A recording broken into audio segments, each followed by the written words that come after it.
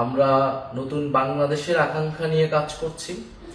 আমাদের কাছে জুলাই কোনো সমাপ্তি ছিল না, জুলাই ছিল শুরু, একটি সম্ভাবনার শুরু, আকাঙ্ক্ষার শুরু।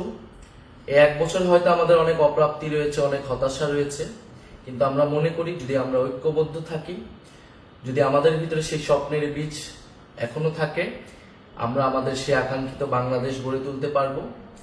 আমাদের গত এক বছরের অভিজ্ঞতা, এক বছরের সীমাবদ্ধতা সবকিছু মিলিয়ে আমরা সামনের দিনের পথ চলতে চাই। আমরা দেশ গড়তে জুলাই পদযাত্রায় আমাদের যে অভিজ্ঞতা, মানুষের যে আকাঙ্ক্ষা, আমরা সবকিছু মিলিয়ে আগামীর যে নতুন বাংলাদেশ, সেই নতুন বাংলাদেশের ইস্তিহার পাঠ করতে চাই। জাতীয় নাগরিক পার্টির পক্ষ থেকে, গণ অভ্যুত্থানের নেতৃবৃন্দের পক্ষ থেকে আমাদের আগামীর বাংলাদেশ, আগামীর রাষ্ট্রকল্পটি আমরা ঘোষণা করতে চাই।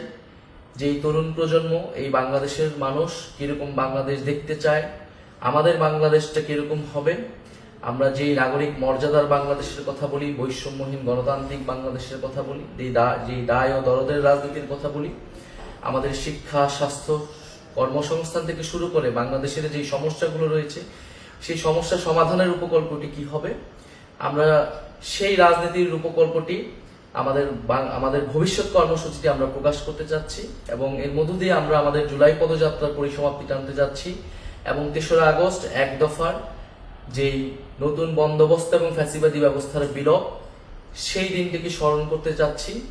আপনারা ঢাকা আসুন, শহীদ মিনারে এসে যোগ দিন এবং আমাদের সাথে থাকুন, আমাদের প্রতি সেই আস্থাটি রাখুন।